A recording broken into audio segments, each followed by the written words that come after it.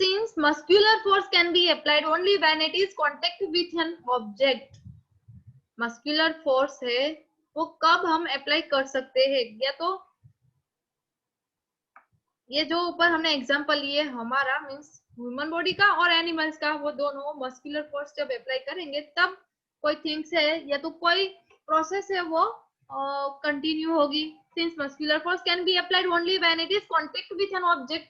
वो कोई ऑब्जेक्ट के कांटेक्ट में आता है हमारी बॉडी या तो एनिमल की बॉडी, ओके वो कांटेक्ट में आएगी कोई ऑब्जेक्ट की, तब मस्कुलर फोर्स है वो अप्लाई हो सकता है. It is called contact force. उसको हम क्या बोल सकते हैं, दूसरा नाम दिया है contact force. Are there other type of contact force? कोई अलग फोर्स है कॉन्टेक्ट फोर्स के, कोई एग्जांपल्स है आपके पास? Let us find out. किसी को याद है तो आप बोल सकते हो कि हाँ मैडम मुझे याद है कॉन्टेक्ट फोर्स का ये एग्जांपल है. आपको याद है तो आप बोल सकते हो, अगर याद नहीं है तो हम डिस्कशन करेंगे. ये नेक्स्ट टॉपिक आ रहा है फ्रिक्शन. अब फ्रिक्शन वाला वर्ड आपने सुना होगा. फ्रिक्शन क्या है, किसी को याद है? फ्रिक्शन फ्रिक्शन क्या है? फ्रिक्शन क्या है? आप अनम्यूट हो सकते हो, पहले आपको करना पड़ेगा. अनम्यूट आप पहले कर लो, बाद में बोलना. Recall some of your experiences. A ball rolling along the ground gradually slows down and finally comes to rest. Balls है वो जनरली जब सरफेस पर नीचे ग्राउंड पर वो रोलिंग फॉर्म में होता है, ठीक है, तब पहले उसकी स्पीड ज्यादा होती है, ठीक है. ग्रेजुअली धीरे धीरे जब जब टाइम पास होता जाएगा तब क्या होगा, धीरे धीरे उसकी स्पीड कम होती जाएगी और फाइनली वो रेस्ट कंडीशन में आ जाएगा. फाइनली वो रेस्ट कंडीशन में आ जाएगा.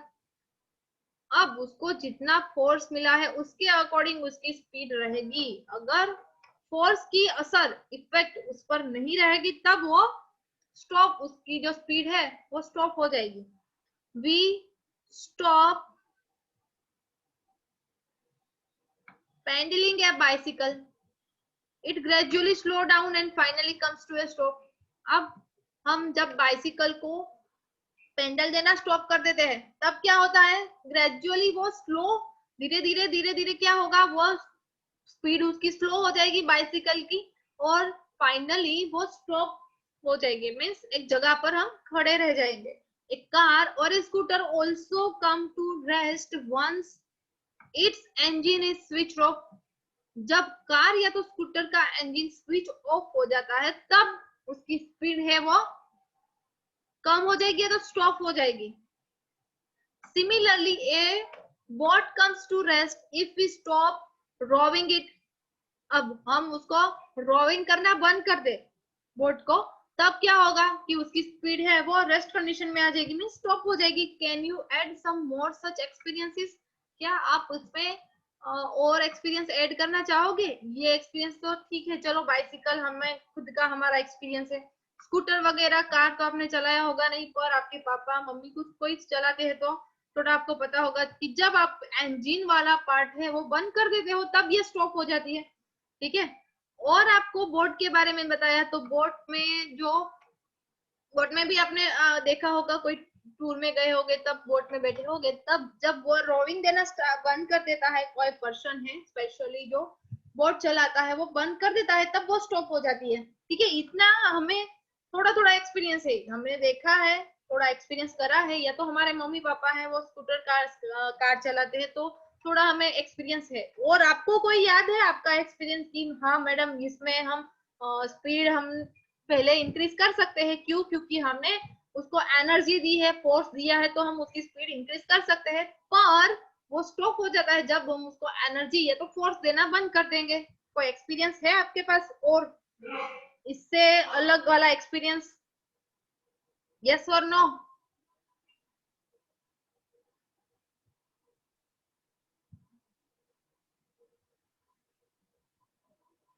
ओके चलो, और नहीं है तो कोई बात नहीं. और नेक्स्ट हम आगे थोड़ा देखते हैं. In all this situation no force appears to acting on an yes, किसने अपने हैंड रेज करे है? चलो बोलो, क्या प्रॉब्लम है? या तो कोई आंसर देना चाहते हो आप? यस सहज बोलो, आप बोल सकते हो।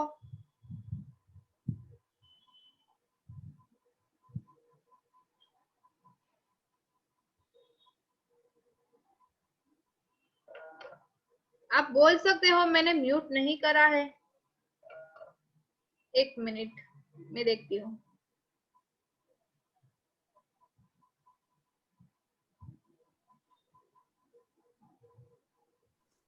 हाँ मैम। ओके, हाँ बेटा, आप बोलो तो, कौन सा एक्सपीरियंस है मैम आपके पास? मैम जब हम मेरी गो राउंड पर बैठते हैं तो वो जब अगर वो मैकेनिकल होगा तो अगर हम बटन को बंद स्विच ऑफ कर देंगे तो वो मेरी गो राउंड घूमना बंद हो जाएगा।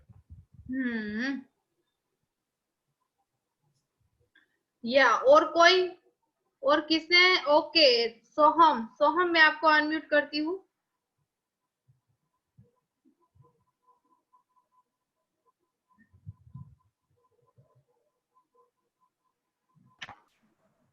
सोहम,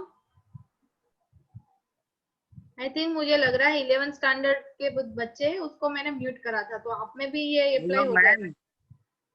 यस बेटा बोलो। यस, आप बोल सकते हो। कौन बोल रहा है? हित बोल रहा है।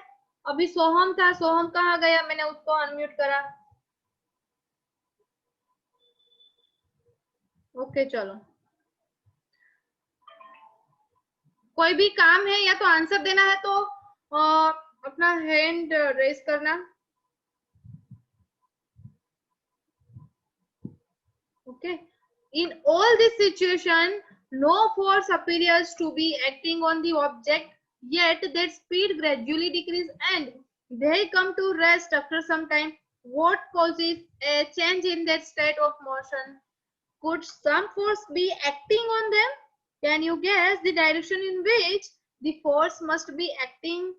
In each case, force है क्या? हर एक केस में फोर्स है वो सेम रहेगा। हर एक से आपको बोला है सबसे पहले कि in all this situation no force appear to be acting on the object. Force है, हम नहीं देख सकते। yet their speed gradually decrease and they come to rest after some time। तब तक नहीं देख सकते कि उसकी स्पीड डिक्रीज हो रही है और वो रेस्ट कंडीशन में आ जाता है। अब what causes change in their state of motion?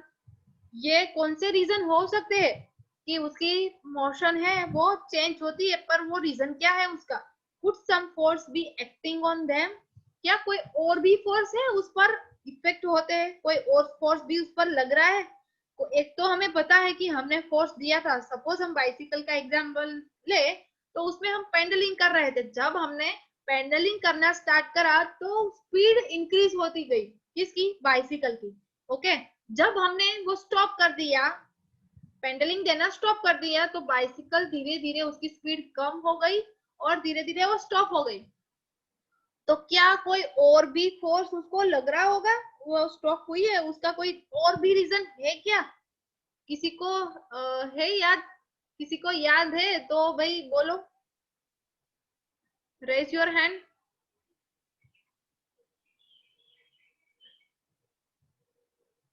एक ही रीजन है कि हमने फोर्स दिया है बाइसिकल को, पेंडलिंग करा है, ठीक है, तब बाइसिकल है उसकी स्पीड इंक्रीज हो गई, और पेंडलिंग बंद कर दिया तब उसकी स्पीड है वो कम हो गई, रेस्ट कंडीशन में आ गई। क्या वो एक ही रीजन है? कोई और रीजन नहीं है हमारे पास?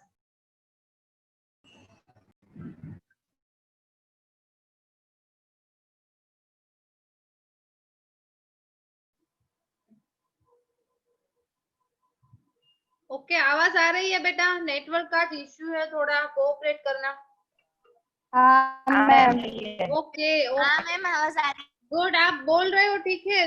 चलो अच्छी बात है, अनम्यूट हो गए सब। अब मुझे प्रेजेंट भेज दो प्लीज। 21 स्टूडेंट है, 26 है, और रोज कौन ये करेगा? रोज कौन प्रेजेंट लेगा? स्वयं पंचाल। मैम मैं करूँगा। मैम मैं लो। ओके, मैं रोज बोलूंगी कि आज रोज कर देगा, कल सहज कर देगा। ओके, रोज मैं आपको 1 by 1 बोलूंगी, पर आज कौन करेगा? मैम मैंने स्क्रीनशॉट ले लिया। ओके, सहज आज तुम भेजो बेटा। ओके, कल कल मैं दूसरे फ्रेंड को बोलूंगी, ठीक है? चलो अब हम कंटिन्यू करते हैं हमारा टॉपिक। दो मोबाइल स्टार्ट मत रखो, दो मोबाइल नहीं स्टार्ट रखना है, और अपना ऑडियो ऑफ रखो जब आपको स्टार्ट करना है। ऑडियो ऑफ कर दो बेटा।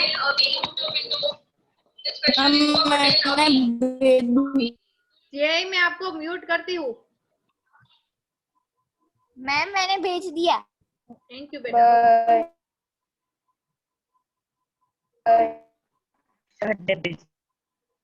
अभी हमारे पास टाइम है, ओके, हमारे पास टाइम है और हमें ये टॉपिक कंप्लीट करना है, सो आपको ध्यान देना है। अभी ध्यान दो, 10 मिनट हमारे पास है अभी,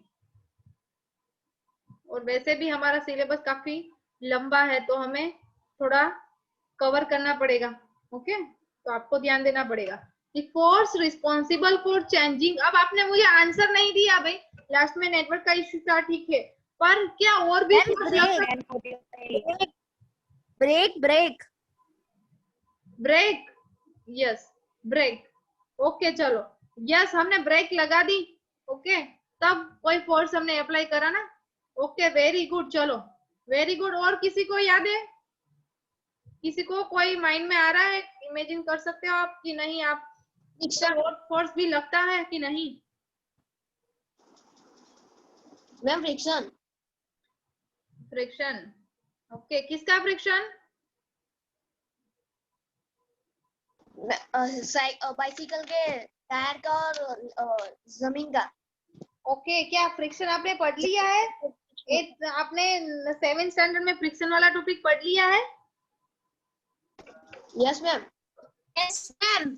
ओके, तो आपको ये याद है, गुड, वेरी गुड। चलो, the force responsible for changing the state of motion of object in all this example is the force of a friction।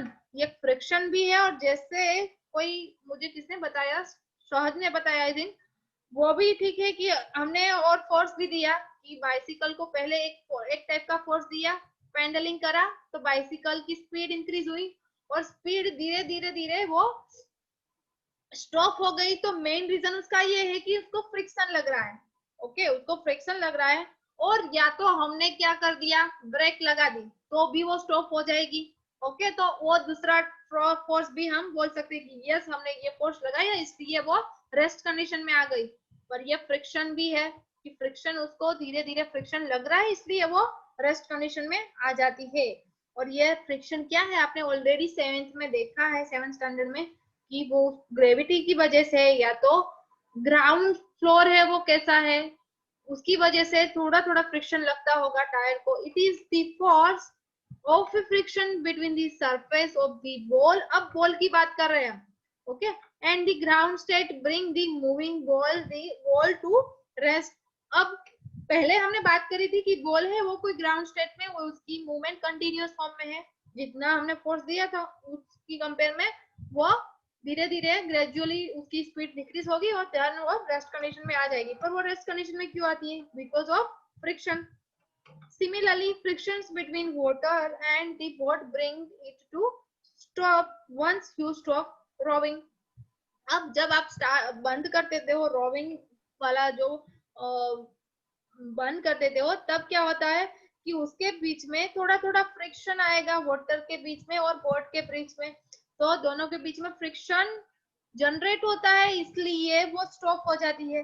The force of a friction always act on all the moving object and its direction is always opposite to the direction of the motion। उसकी direction always opposite form में रहेगी। Opposite form में क्यों रहेगी? Force of friction always act on all the moving object and its direction is always opposite to the direction of the motion। ये कोई explain कर सकता है?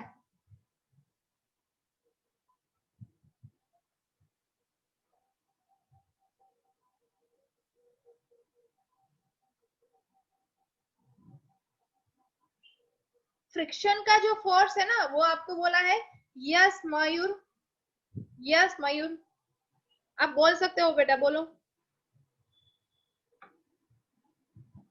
आई थिंक म्यूट हो गए लगते हो। चलो कोई बात नहीं, मैं आपको रीजन दे देती हूँ। नहीं है। यस बोलो बेटा।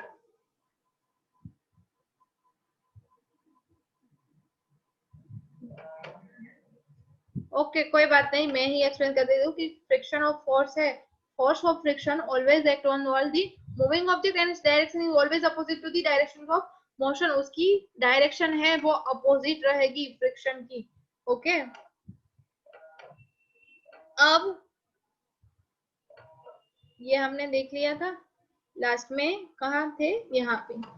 Okay since the force of friction arises, ये हम डिस्कस करेंगे, फिगर है, due to the contact between the surface, दो सरफेस है वो दोनों एक दूसरे के कांटेक्ट में है, उसकी वजह से क्या होगा, दोनों एक दूसरे के कांटेक्ट में है और कांटेक्ट में है उसकी वजह से कोई फोर्स लगेगा, वो है फोर्स ऑफ फ्रिक्शन।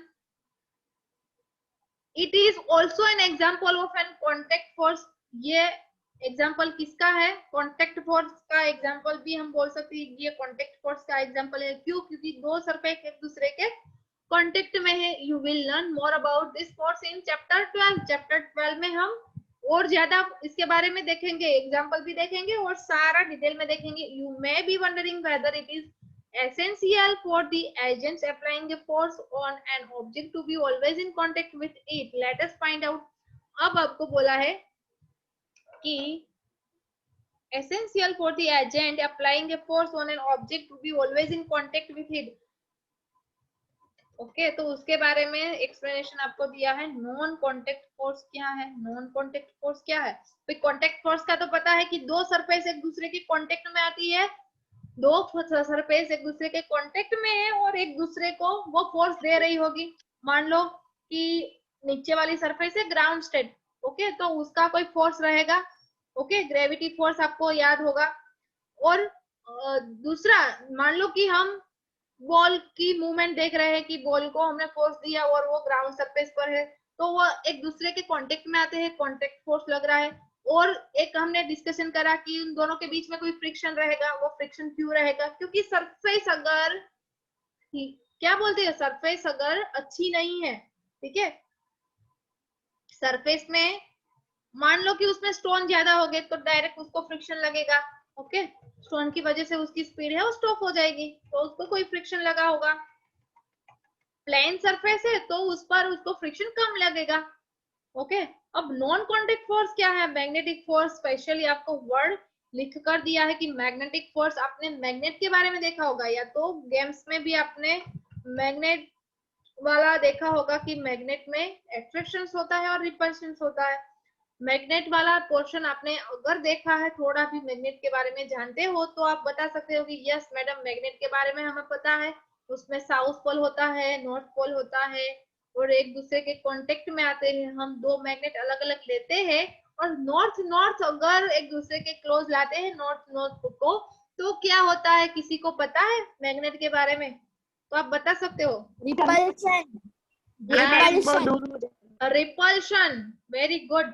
अगर नॉर्थ नॉर्थ एक दूसरे के क्लोज आते हैं, हम एक दूसरे के क्लोज उसको लाते हैं तो क्या होता है, रिपल्शन होता है। ये और नॉर्थ या तो साउथ, दो हम मैग्नेट ले ले, उसमें से एक का नॉर्थ और दूसरा का साउथ, दोनों को एक दूसरे के क्लोज लाएंगे तो इन दोनों के बीच में क्या होगा, attraction, attraction. Very good, okay very good. देखो आपको इतना याद है, चलो तो आपको ये इजीली समझ में आ जाएगा मैग्नेटिक फोर्स क्या है।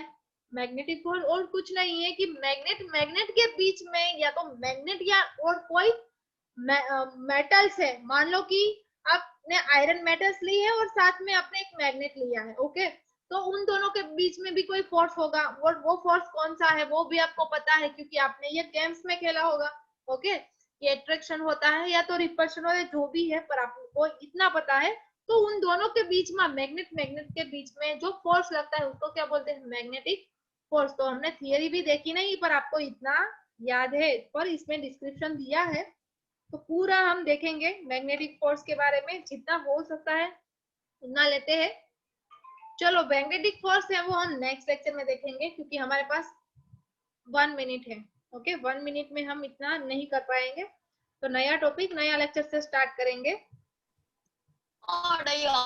ओके